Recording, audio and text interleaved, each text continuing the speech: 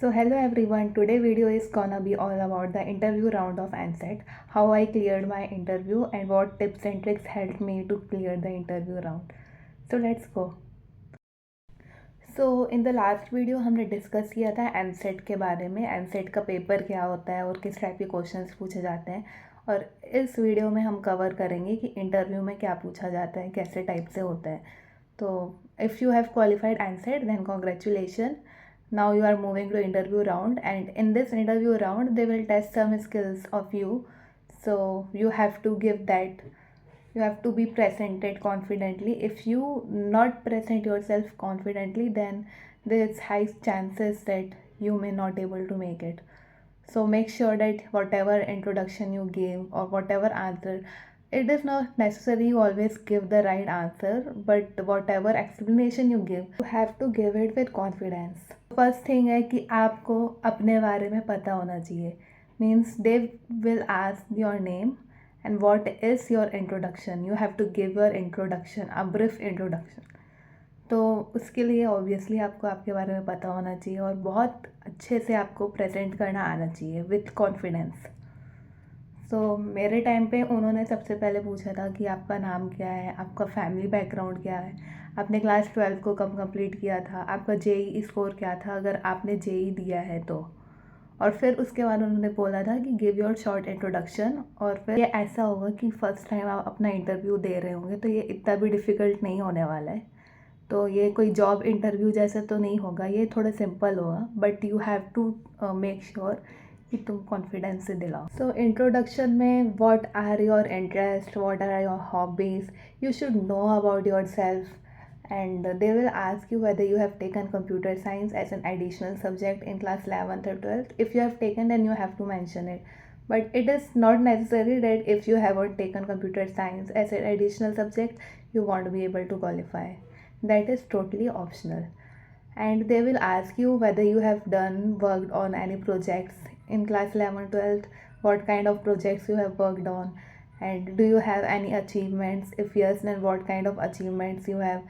If you have participated in Olympiad, then please don't forget to mention it, because that play a very important role, because they will determine how much scholarship you will be getting after your result. So yeah. And now after your introduction thing, they will gonna ask you some ANSET related question. If you have qualified ANSET, then be confident about the topics that you have attempted in the ANSET examination, because there are high chances they gonna ask the questions from the topic. What question was asked in my time? So मेरे time में पहला question था वो physics से related था, about speed and distance. So if you have prepared well for JEE physics, then you will able to answer it easily. Now next question that they asked me was about the PNC. So the number of ways to calculate something. So they can either ask you the PNC question or binomial, or the most important topic which I discussed in the previous video. You have to prepare that well, because there are high chances that they are gonna ask the question from that topic. Question किस तरीके से पूछते हैं, सबसे पहले वो आपसे कोई क्वेश्चन पूछेंगे या उसे रिपीट करेंगे, और फिर उसके बाद कुछ टाइम आपको देंगे उसे सॉल्व करने के लिए. You should take your time, and once you have solve it you have to directly give the answer. एक बार आंसर आ जाएगा तो वो पहले पूछेंगे, वो ये नहीं बताएंगे कि आंसर सही है कि गलत, वो तुमसे डायरेक्टली पूछेंगे कि तुमने कैसे सॉल्व किया, explain it. This is the most important step. You should be able to explain your answer very clearly, how you have approached each and every step, because this is what determine your score. जो next question ये पूछते हैं वो होता है guesstimate type question. So guesstimate type question are that kind of question which does not have a correct answer or fixed answer. ये depend करता है कि आप उस क्वेश्चन को कैसे अप्रोच करते हो. तो मेरे टाइम में एक क्वेश्चन पूछा गया था, वो क्वेश्चन कुछ ऐसा था कि how much tennis ball can fit inside a aeroplane. तो एक एरोप्लेन में कितने टेनिस बॉल फिट हो सकते हैं, ये मुझसे पूछा गया था. तो इसमें मुझे कोई भी डिटेल नहीं बताई गई थी कि उस प्लेन का डायमेंशन क्या है या बॉल का डायमेंशन क्या है. वो बस आपकी नॉलेज टेस्ट करेंगे कि आप किस तरीके से प्रॉब्लम को अप्रोच करते हो. और एक और एग्जांपल इस क्वेश्चन का देती हूँ। For example, how many cup of teas are consumed in your state. तो ये तुम्हारा क्वेश्चन है, इसका कोई फिक्स आंसर नहीं है। तुम इसमें क्या क्या फैक्टर्स इंक्लूड करते हो अपने आंसर को कैलकुलेट करने के लिए, वो ये देखते हैं।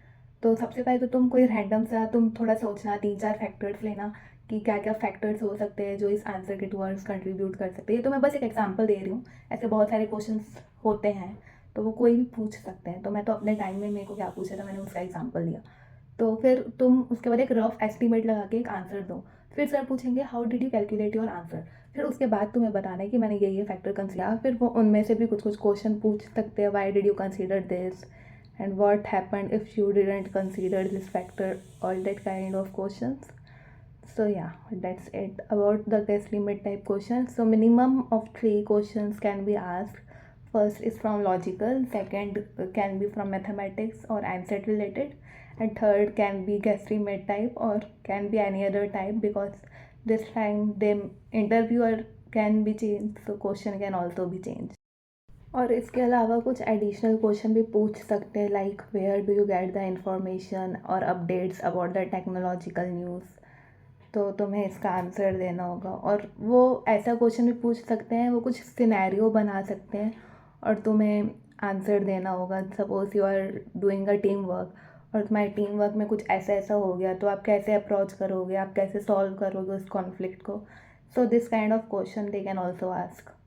सो बी प्रिपेयर्ड। एक बात और ध्यान पे रख लो, अगर आप कोई क्वेश्चन सॉल्व करते हो और आपका आंसर नहीं आ रहा है या गलत आ रहा है तो घबराने की ज़रूरत नहीं है। अगर जैसा भी जो भी आंसर आ रहा है यू कैन टेल, एंड बस तुम्हें एक्सप्लेन करना है कि तुम किस तरीके से अप्रोच कर रहे हो। अगर तुम्हारा आंसर में कोई कैलकुलेशन मिस्टेक भी है तो इट्स टोटली फाइन। अगर तुम्हारा अप्रोच सही है तो फिर you will get the marks for that.